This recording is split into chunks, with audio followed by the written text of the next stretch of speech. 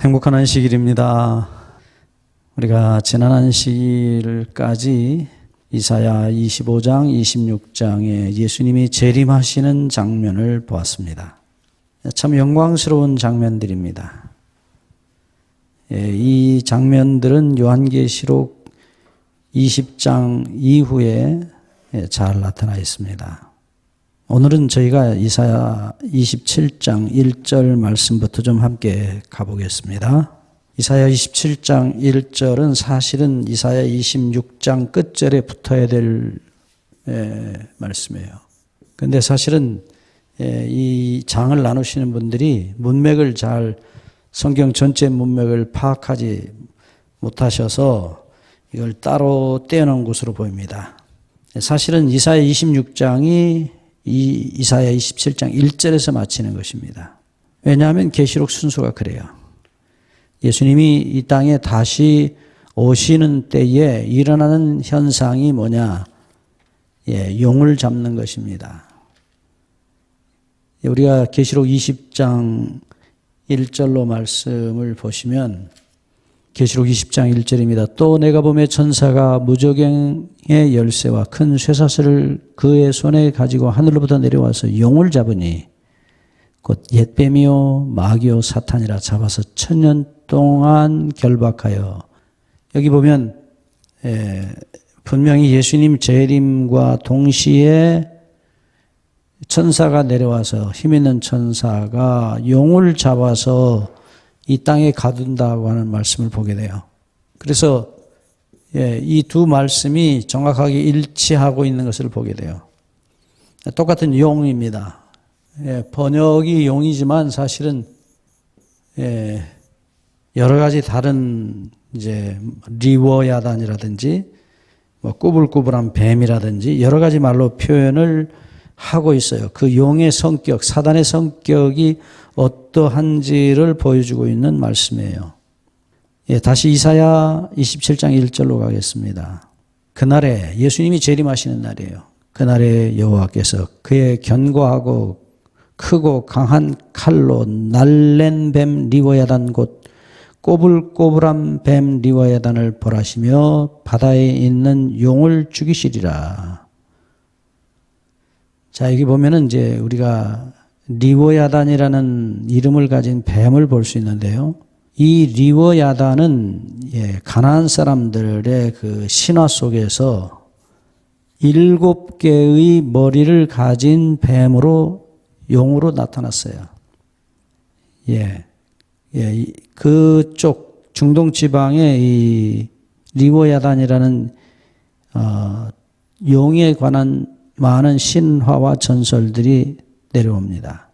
이 7개의 머리를 가진 용으로 나타낸 이 세력은 사실 성경에도 거의 비슷하게 기록되어 있는 것을 보게 돼요. 계시록 12장 3절에 보시면 7머리 가진 용, 붉은 용이 나타납니다. 7머리 용. 이게 이제 가나안 사람들, 성경 시대에 이스라엘 백성들이 살았던 그 가나안 땅, 원래 그 사람들이 신화와 전설 속에서 이런 7머리 달린 용에 대한 이야기를 하고 있어요.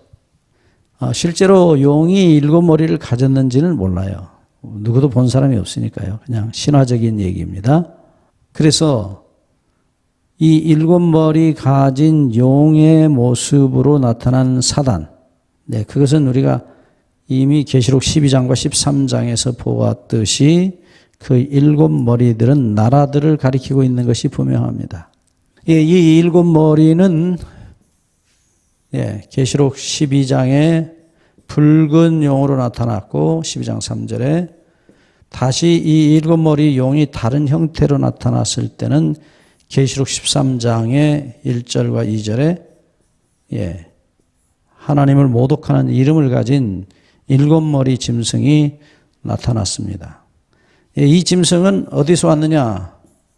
다니엘 7장의 1절로 8절 가운데 나타나는 네 마리의 짐승들이 복합 완전히 한 덩어리가 됐을 때 그 4마리 짐승들의 머리 숫자가 7개예요. 이미 여러분 다 보셨죠? 첫째 머리, 사자머리 하나, 곰머리 하나, 셋째 짐승 표범은 4개입니다. 예, 합쳐서 6개가 되고 마지막 괴물은 머리가 하나인데 뿔이 10개 달려 있을 뿐이죠. 그래서 합쳐서 7개의 머리를 가지고 있는데 이것들은 성도를 박해하는 하나님의 백성들을 죽이는 악의 세력들을 나타내고 있어요. 실제로 마귀는 이 나라들을 통해서 세상의 정권 잡은 자들을 통해서 하나님의 백성들을 박해했습니다. 그 대표적인 나라가 우리가 다 잘 아시는 로마입니다. 로마는 기독교를 아주 잔인하게 박해했어요. 네로를 필두로 해서 얼마나 많은 황제들이 기독교인들을 조직적으로 잔해하게 그야말로 정말 처참하게 핍박하고 죽였습니다. 우린 기독교 역사에서 그걸 이미 잘 봤습니다. 그래서 이것을 그 거대한 어떤 요즘 과학 하시는 분들이 홀로그램이라는 얘기를 쓰는데 그런 어떤 영상으로 사단이 움직이고 활동한 그 모습을 그 무서운 용으로 표현하는 것은 참 흥미로운 일입니다. 이 사단의 하는 일에 대해서 하나님께서 결코 무관심하지 않으신다는 사실을 우리가 여기서 볼 수 있어요. 그래서 이 리워야단이라는 말의 표현은 그 말씀이 사실은 이 꼬불꼬불한 뱀이라고 그렇게 표현했는데요. 이 꼬불꼬불하고 강한 뱀은 견고한 이 뱀은 그 사단의 구부러진 비뚤어진 모습을 잘 나타내고 있어요. 이 구부러진이라는 히브리 말이 아칼라톤인데요. 이건 이 아칼이라는 동사가 형용사가 된 것입니다. 이 아칼라톤은 비틀다, 구부리다, 이렇게 완전히 이렇게 확 잡아서 비틀다, 그럴 때 쓰는 단어예요.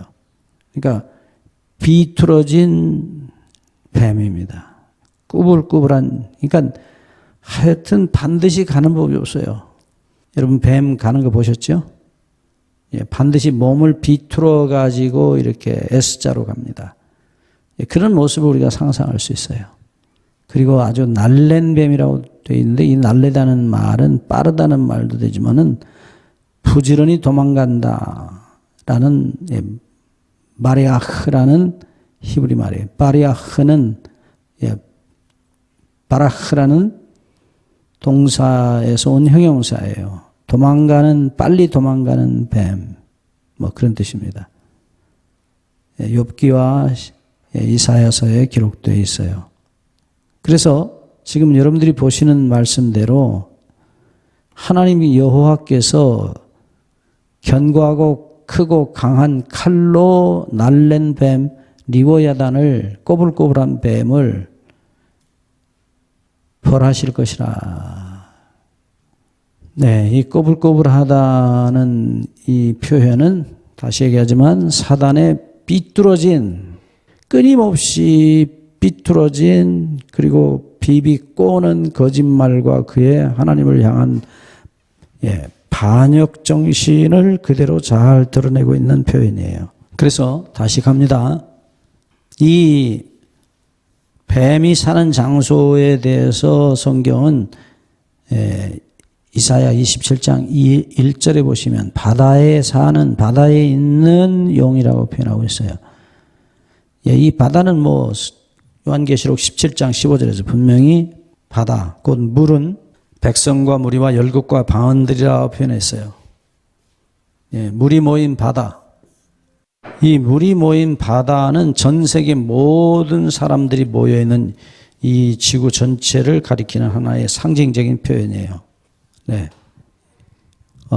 고대 바벨론 사람들의, 옛날 그 바벨론 사람들의 신화와 전설을 보시면 이 소위 창세기 1장 2절에 나타나는 이 소위 물, 깊은 물, 지구 전체를 덮고 있던 물, 그 물을 하나님께서 분리시켜가지고 공중에 공기층 위에다 물을 두시고 나머지는 땅에 두시면서 육지가 드러나게 하시는 장면이 나오는데, 그것이 이 바벨론 사람들의 옛날 신화에 보면 신들이 싸워가지고 그렇게 했다.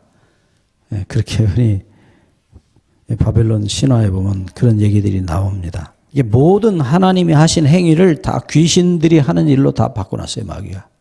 아주 흥미롭습니다. 그래서 하나님 한 분이 아니고 귀신들이, 신이 얼마나 많은지 몰라요. 그리고 자기들끼리 싸워가지고 이 땅을 만들고 그 귀신을 두 쪽으로 나눠놨다, 뭐 그런 설화들이 계속 있어 왔어요. 그러니까 사단이 하나님을 지워버리기 위해서 그 많은 설화 속에 수많은 귀신들을 갖다가 집어넣습니다. 다시 얘기하지만 물은, 곧 바다는 물이 모인 장소입니다. 곧 물은 나라와 백성과 열국과 방언들입니다. 곧 세상의 모든 나라들이 모인 장소가 바다인데, 물이 모인 장소가 바다인데, 바로 그 전 세계를 지배하고 있는 사단의 세력을 알 수 있어요. 다시 요한복음 12장 31절에서 예수님은 그를 세상 임금이라 표현하셔요.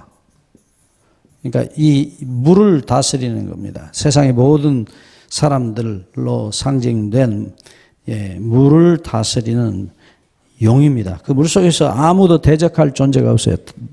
모든 물고기를 다 해볼 수 있는 엄청난 큰 뱀, 용입니다.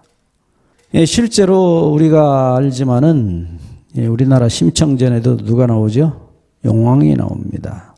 용왕. 용이 왕이 돼서 물속에 살고 있어요. 그런 그 비슷한 신화나 전설은 세계 곳곳에 있습니다. 아주 흥미롭죠. 여기서도 이제 가나안 사람들이 본래 가지고 있던 이 리워야단이라는 용, 물속에 사는 이 용에 관한 이야기를 하나님께서 빌리셔서 그들이 이해할 수 있는 마귀의 모습을 설명하신 거예요. 그래서 꼬불꼬불한 뱀은 리워야단을 벌하시며, 자, 첫 번째 하나님이 하시는 일이 벌하시는 것입니다. 이 벌하다는 단어가 파카드라고 하는 히브리어의 아주 독특한 단어예요. 원래는 이게 숫자를 센다는 뜻이에요. 이 이사야 27장 1절에 하나님께서 용을 첫 번째로 벌하시며, 이 벌하다는 말은 찾아와서 센다 이 말이에요. 숫자를 세요. 용이 저지른 죄를 숫자를 센다. 죄를 조사하시는 거예요. 그 다음 두 번째는요, 용을 죽이신다고 말씀하십니다. 이것은 천년이 끝난 다음에 예수님이 이제 정말로 세상을 다 불로 태우시고 새하늘과 새 땅을 만들러 오실 때에 이 용이, 마귀가 세상의 모든 악인들을 부활시켜서 동원해서 하나님께서 부활시켜 주니까, 심판하기 위해서 부활시켜 주니까 다 동원해가지고 마지막 전쟁을 벌입니다. 계시록 20장 7절 이하에 보시면 천년이 잠에 사탄이 그 옥에서 놓여 나와서 땅의 사방 백성 곧 곡과 마곡을 미혹하고 모아서 싸움을 붙이리니 그 수가 바다의 모래가 되리라. 9절, 계시록 20장 9절입니다. 그들이 지면에 널리 퍼져 성도들의 진과 사랑하시는 성을 두름에 하늘에서 불이 내려와 그들을 태워버리고. 여기 보시면 계시록 20장 7절로 9절에 이 죽이시는 장면이 나와요. 모든 악인과 함께 사단을 죽이십니다. 용을 벌하실 뿐 아니라 어떻게 해요? 태워서 없애버립니다. 죄는 영원히 태워서 없애시는 것입니다. 그러니까 지금 이사야서 26장 예수님 재림을 기다리는 사람들이 환성을 부르고 뒷뜰에 자는 자들이 깨어나고 마지막 생명의 부활이 있고 난 다음에 마지막으로 이사야 27장 1절의 말씀대로 이 리와야단으로 상징된 마귀를 잡아서 벌하시고, 그 벌하는 때가 언제예요? 1000년 동안입니다. 우리가 하늘에 가서 이 사단의 죄를 조사할 거예요. 1000년 동안.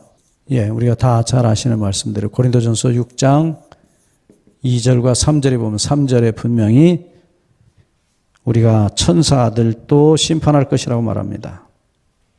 1000년 동안 합니다. 네.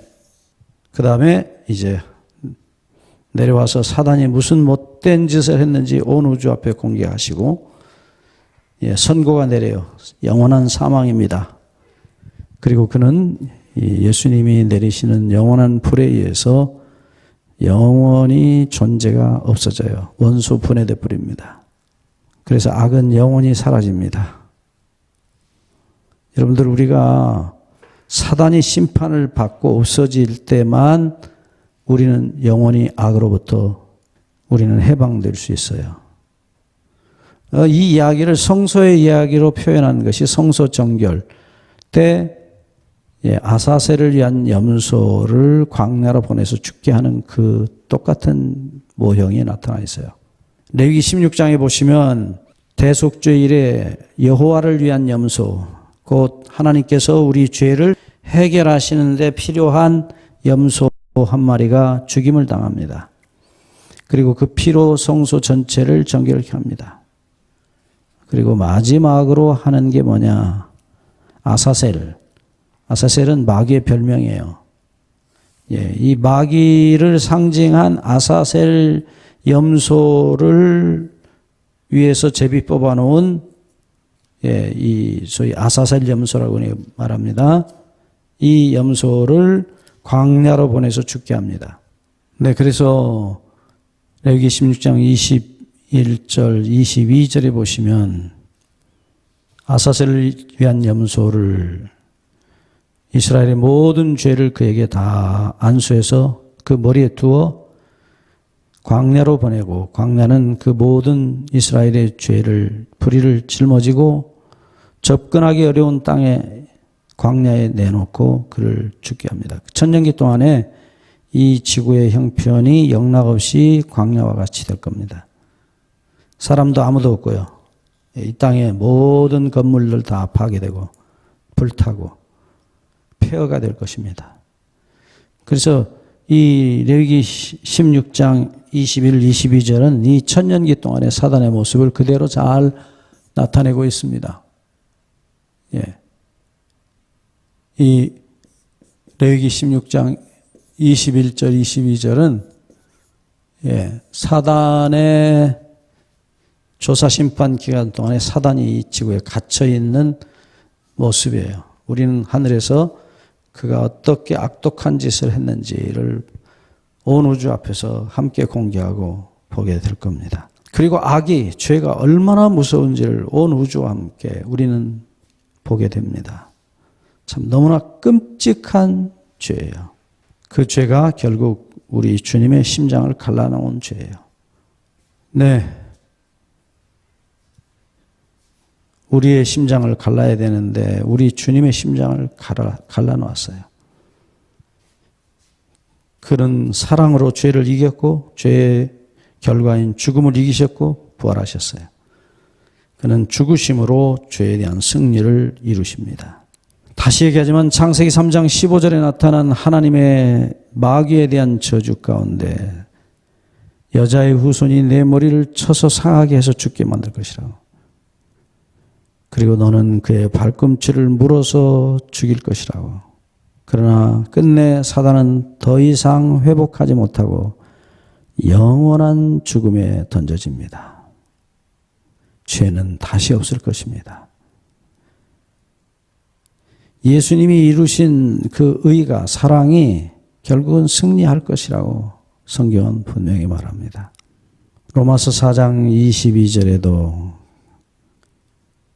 바울이 예수님은 우리의 범죄함을 위하여 내어준 바 되었지만 우리를 의롭게 하시기 위해서 부활하실 것이라고 말씀하셨어요. 왜요? 그분이 사랑으로 죄를 이기셨기 때문에. 그분 의를 완성하시고 그 의에 의해서 부활을 하십니다. 목적은 우리를 의롭게 하시기 위해서예요. 우리 죄를 용서하실 뿐 아니라 당신이 사셔서 이루신 의를 우리에게 넘겨주시기 위해서 부활하십니다. 자, 이 이야기가 지금 이 이사야 27장 1절 말씀 속에 들어있는 엄청난 이야기입니다. 이 일이 다 마치면 하나님께서 새하늘과 새 땅을 창조하세요. 그래서 이 새하늘과 새 땅 창조하는 얘기가 이사야서 뒤편에 계속 반복되고 있어요. 이사야서 27장 2절로 말씀을 다시 돌아가면 이제 이사야가 그가 살고 있던 유대 나라로 돌아옵니다. 역사적 현장으로 돌아옵니다. 왜요? 용이 죽었기 때문에. 용의 죽음, 죄의 죽음으로 구속의 역사가 마칠 것을 상징적으로 보고 난 다음 다시 그는 현장으로 돌아와서 27장 2절부터 보면 기가 막힌 아픈 노래가 시작이 돼요. 그 당시 이스라엘을 향하신 하나님의 슬픈 노래, 이 하나님의 포도원 노래라고 흔히 부릅니다. 이 하나님의 아픈 포도원의 노래는 이사야 27장 2절로 6절에 나와 있어요. 함께 좀 보시죠. 그날에 너희는 아름다운 포도원을 두고 노래를 부를지어다. 나 여호와는 포도원지기가 되며 때때로 물을 주며 밤낮으로 간수하여 아무든지 이를 해치지 못하게 하리로다. 하나님께서 아름다운 포도원을 만드시고 그걸 날마다 돌보시고 계신다고 합니다. 물을 주고 밤낮으로 간수하고 아무든지 이를 해치지 못하게 할 것이라고 말씀하셔요. 그런데 이야기는 4절부터 바뀝니다. 나는 포도원에 대한 노함이 없나니 찔레와 가시가 나를 대적하여 싸운다 하자 내가 그것을 밟고 모아 불사르리라. 여러분, 이스라엘 백성들이 포도원에 있는 포도나무들이에요. 실제로 예수님은 요한복음 15장에서 나는 포도나무여 너희는 가지니라고 말씀하셔요. 포도원지기가 심은 그 포도나무 그 원둥치가 예수님이라고 그러셔요. 이유가 뭐죠? 예수님이 사람이 되셨기 때문이에요. 사람이라는 포도나무가 예수님이라는 줄기에서부터 나오지 않는 이상, 좋은 열매, 예수님의 열매를 맺힐 수가 없다는 겁니다. 지금 포도원 아름다운 얘기를 하다가 갑자기 이제 열매로 얘기가 가요. 사실 포도나무는 포도라는 열매를 맺히기 위해서 심은 것이지 관상용으로 보라고 꽃처럼 쳐다보라고 지으신 게 아니에요. 다 여러분 아시는 대로 포도라고 하는 나무는 성경에 여러 번 얘기했지만 실제로 뗄감도 안 돼요. 가는 가지에서 줄기들이 나와가지고 이파리 맺히고 거기에서 포도를 열어요. 만약에 포도밭을 정리한다면 정리할 게 없어요. 막상 포도나무를 베고 그 뗄감도 되지 않는 그 가는 가지들, 별 의미가 없는 가지들이에요. 근데 문제는 이 포도나무 가지에서 포도들이 주렁주렁 열린다는 거예요. 하나님의 기대가, 포도원에 대한 기대가 뭐냐? 바로 열매입니다. 그래서 그 열매를 맺게 하기 위해서 찔레와 가시가 나면 그것을 다 뽑아가지고 발로 밟고 모아서 불사르시겠다 말씀하셔요. 자, 이 이야기는 하나님의 꿈입니다. 꿈.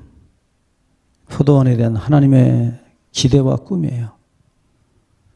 그런데 결과가 무엇인지 뒤에 보면 나옵니다만은 자, 여기 5절을 보시면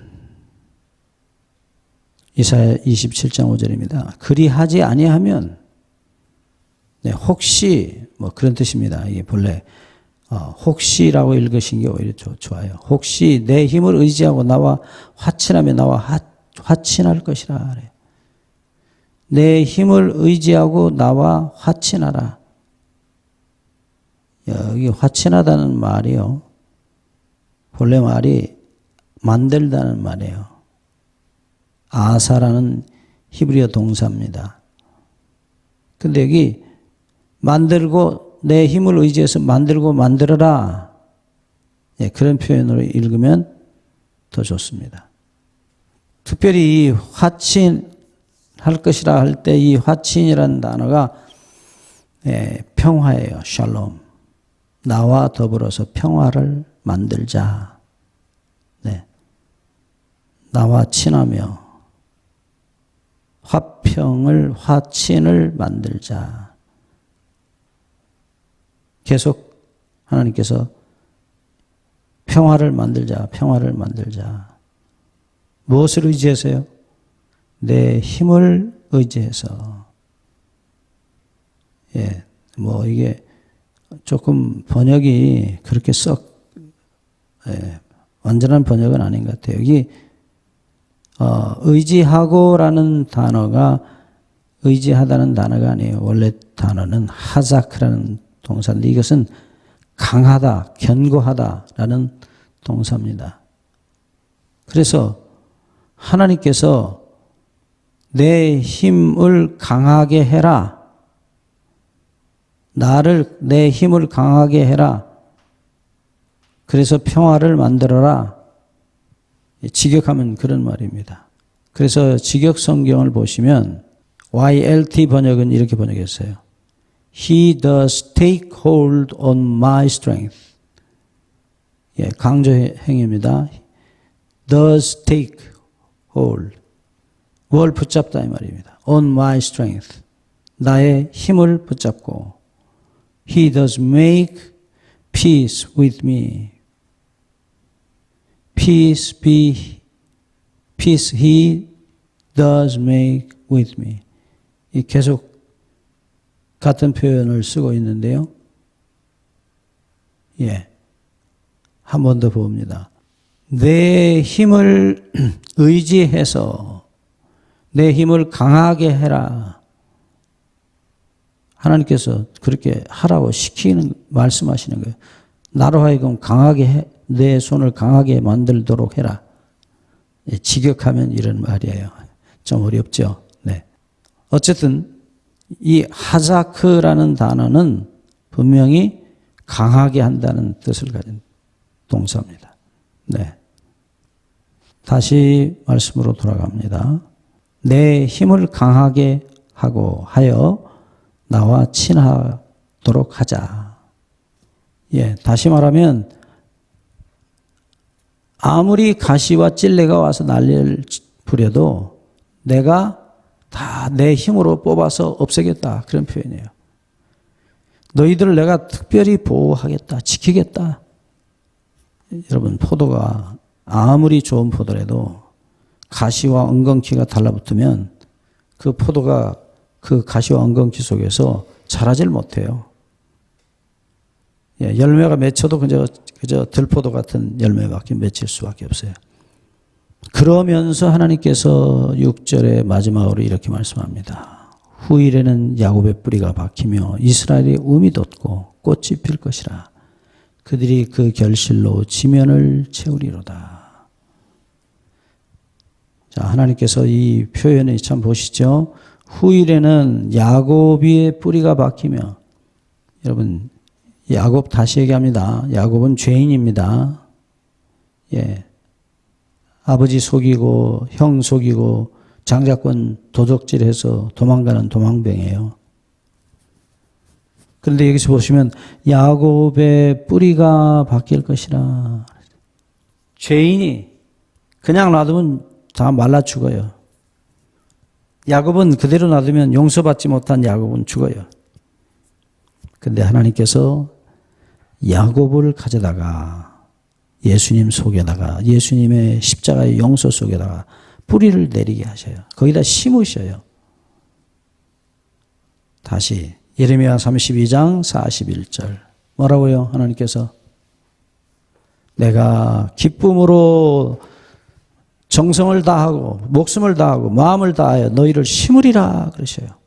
그러니까 하나님의 사랑이 우리를 어디에다 갖다 심느냐? 예수님의 용서 속에다 갖다 심어요. 예, 성경은 분명히 예수님 속에다가 우리가 뿌리를 내린다라고 말씀하고 있어요. 우리가 다 이미 공부하신 말씀이지만 한 번 더 봅시다. 에베소서 3장 17절을 보시면 믿음으로 말미암아 맡김으로 말미암아 그리스도께서 너희 마음에 계시게 하셨고 너희가 사랑 가운데서 뿌리가 박히고 터가 굳어져서 다시 말하면 하나님의 사랑이 우리를 예수님 속에다가 믿음으로 맡김으로 말미암아 하나님이 심으셔서 터가 굳어지겠다. 뿌리가 박히고 뿌리가 박히는 이 일은 포도나무가 자기 스스로 하는 게 아니에요. 네.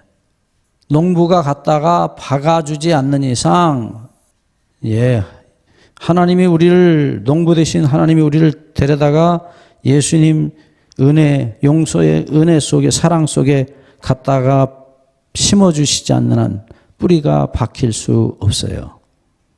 사도 바울은 이 이사야의 노래를 기억했던 것 같아요.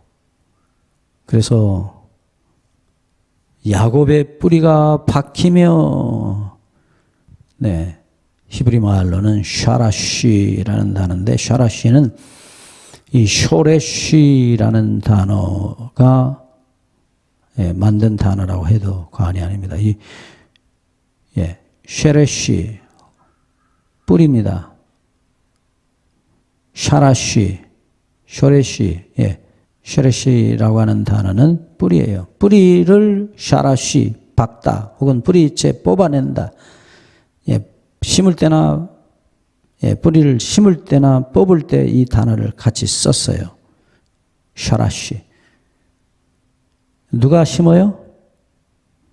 하나님 우리 아버지께서 예수님의 사랑 속에다, 십자가의 사랑 속에다 뿌리를 갖다 박으십니다. 그리고 누가 길러요? 포도원 지기가 길러요. 그러시면서 말씀하시기를 야곱의 이 죄인이 예수님의 용서의 사랑 속에다 뿌리를 박도록 박아주시고 심어주시고, 그리고 이어지는 말씀은 더 아름다운 말씀이에요. 이스라엘의 꽃이 피리라 그러셔요. 네? 이사야서에 나타난 이 놀라운 아름다운 시는요, 진짜 노래입니다. 이스라엘의 움이 돋고 꽃이 필 것이라. 예수님 용서의 가슴에다 박으면 야곱이 이스라엘로 바뀌는 거예요. 그래서 이스라엘의 움이 돋고, 싹이 나고, 움이 돋고, 춥스라는 꽃이 피다는 단어입니다, 원래는. 꽃이 피고, 아주 그야말로 반짝한다, 샤인이라는 말로 주로 번역이 되기도 해요. 근데 이렇게 꽃이 피고 환해지는 그 모습은 이스라엘의 모습이에요. 하나님의 은혜로, 하나님의 은혜가 만든 이스라엘이 하나님의 사랑의 꽃을 피울 것이다 말씀하셔요. 그리고요, 마지막 결과가 무엇입니까? 그 열매로, 그 결과로, 결실로 땅을 지면을 채우리로다. 여기 결실로라고 우리말로 번역했는데요. 그 히브리 말이 테누바예요. 테누바. 이건 누부라는 열매를 맺히다는 동사의 명사입니다. 열매를 맺히다. 누부, 테누바. 열매들입니다. 열매들을 열릴 것이라 말씀하셔요. 자, 여러분 보시죠. 이제 우리가 이 말씀들을 좀 다시 한번 노래 부르면서 하나님의 꿈이 이것이었구나. 우리 아버지 꿈은 뭐예요? 이스라엘을 아름다운 포도나무로 심으신 다음에 그 포도나무에 해를 비치시고 물을 주셔서 찔레와 가시를 다 뽑아내시고 그리고 아름다운 열매를 맺히는 포도나무로 만드시는 것. 그분이 가지셨던 꿈이고 노래였어요. 이 하나님의 노래와 꿈이 이스라엘 역사에서 완전히 망가지고 그 심으셨던 포도나무가 들포도가 되는 기가 막힌 장면을 보게 돼요. 자, 여기서 우리는 한 가지 기억해야 될 사실이 뭐냐면 지금 이사야 27장 1절에 마귀가 잡혀가서 죽는 장면까지 끝나면서 그 다음에 하나님의 새로운 포도원 얘기가 나와요. 원래 이스라엘을 향해 가지셨던 하나님의 노래, 그 꿈이 이사야 27장 2절로 말씀에 그 꿈이 실제로 이루어질 것이라는 하나님의 약속이 이 말씀 가운데 기록되어 있습니다. 자, 한 번 더 정리하겠습니다. 이사야 25장, 26장은 재림하시는 예수님의 모습이고요. 그리고 27장 1절에 보시면 사단이 잡혀서 1000년 동안 옥에 갇혀 있다가 마지막에 영원한 불에 의해서 태워져 멸망을 당합니다. 그리고 지금 보신 이사야 27장 2절로 6절에는 새 포도원, 하나님이 만드신 새 포도원의 열매가 가득하게 될 것이다. 자, 이게 분명히 어떤 하나님의 꿈에 이루어지는 과정을 보여주고 있는 예언인 것입니다. 우리가 다 아시는 대로 이사야 65장 21절에 보시면 그들이 포도원을 재배하고 그 열매를 먹을 것이라고 말씀하셨어요. 새하늘과 새 땅입니다. 그러니까 하나의 이 그림 같은 모형을 통해서 하나님의 꿈이 완성되는 이야기를 이 예언이 우리에게 보여주고 있어요. 일련의 종말적 사건들을 그 당시 이스라엘의 형편을 비유해서 하나님께서 말씀하시고 계신 것입니다. 여러분, 우리 아버지의 이 꿈이 우리 모두에게 이루어지기를 간절히 바랍니다. 정말 이 꿈이 이루어지지 않는다면 정말 너무 안타까운 일이겠죠. 그러나 하나님은 반드시 이 꿈을 이루실 것입니다. 여러분, 이제 7절, 8절까지 말씀을 좀 보시고 우리 다음 안식일에 계속하겠습니다. 7절입니다. 이사야 27장 7절. 주께서 그 백성을 치셨던들 그 백성을 친자들을 치심과 같았겠으며 백성이 죽임을 당하였던들 백성을 죽인 자가 죽임을 당함과 같았겠느냐. 주께서 백성을 적당하게 견책하사 쫓아내실 때 동풍 부는 날에 폭풍으로 그들을 옮기셨느니라. 당시 이스라엘의 역사적 상황에 비유하신 말씀이에요. 이게 무슨 얘기죠? 네, 그렇습니다. 하나님께서 역사를 통해서 당신의 사랑하는 백성들에 대해서 때때로 징벌을 가하셨지만 마치 옛날 이스라엘에게 하셨던 것처럼 이 27장 7절 8절에서 말씀하신 것처럼 하나님께서 하나님의 백성을 멸망시킨 자들을 치셨던 것처럼 하나님 백성을 치신 일이 없다는 거예요. 그것은 단지 그들로 하여금 회개하게 하기 위한 하나님의 사랑의 매였다는 것입니다. 이 매를 통해서 이스라엘을 회개케 하셨다는 것입니다. 우리가 계속 보았지만 베드로서 3장 8절 9절에 하나님께서 천년을 하루같이 하루를 천년같이 기다리시는 이유가 뭐냐? 때때로 우리에게 하나님께서 어떤 징계를 주셔서 우리를 아프게 하든지 어렵게 하든지 하셔서 우리로 하여금 회개하고 아무도 멸망받기를 원치 않으신 것이에요. 그래서 천년을 하루같이 하루를 천년같이 우리를 기다리시는 하나님의 모습을 베드로는 말하고 있습니다. 곧 뭡니까? 우리가 흔히 말하는 예수님의 재림이 왜 지연되는지, 그것은 오직 우리를 위해서 우리가 완전히 회개하고 구원받기를 간절히 원하시는 우리 아버지의 사랑이 예수님의 재림의 지연의 이유라는 사실을 저와 여러분들이 잊지 않기를 간절히 바랍니다. 그래서 이제 다음 안식일에 보겠지만 마지막으로 모든 포로로 잡혀가서 벌을 받았던 이스라엘이 아수르 땅에서, 애굽 땅에서 돌아오는 모습을 보게 됩니다. 이 이야기가 마지막 우리 모두가 이사야 35장에 하나님의 성산으로 새하늘과 새 땅으로 돌아가는 이야기 가운데 결론이 나 있어요. 새하늘과 새 땅을 만드시면 뭘 합니까? 네, 우리가 돌아가야 돼요. 우리 아버지의 품으로. 우리 아버지의 새하늘과 새 땅, 우리 아버지가 마련하신 집으로 돌아가야 합니다. 그 돌아가는 이야기가 이사야 27장 끝절에도 똑같이 나와 있어요. 이사야 27장 13절에 그날에 큰 나팔을 불리니 아수르 땅에서 멸망하는 자들과 애굽 땅으로 쫓겨났던 자들이 돌아와서 예루살렘 성산에서 여호와께 예배하리라. 아멘. 네, 하나님께서 당신의 백성을 포로로 잡혀갔던 아수르 땅과 바벨론 땅과 애굽 땅에서 그들을 불러 모으실 것이라고 말씀합니다. 그래서 그들이 하나님 앞에 성산에서 예배드릴 것이라. 이사야 66장 22절 23절 마지막 새하늘과 새 땅의 결론이 무엇입니까?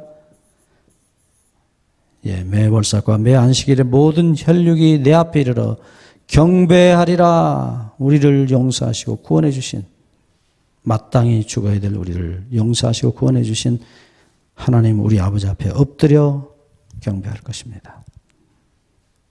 구원의 잔치, 이것이 이사야서의 놀라운 희망의 기별입니다. 이사야는 다시 말하자면 당시의 역사적 형편을 비유로 해서 다가오는 마지막 세상, 예수님의 재림과 새하늘과 새 땅까지를 비유적으로 계시로 이렇게 비유로 시를 읊어서 우리에게 소개해 주시고 계십니다. 오늘 그 소망이 저와 여러분의 소망이 되시기를 주의 이름으로 축원합니다.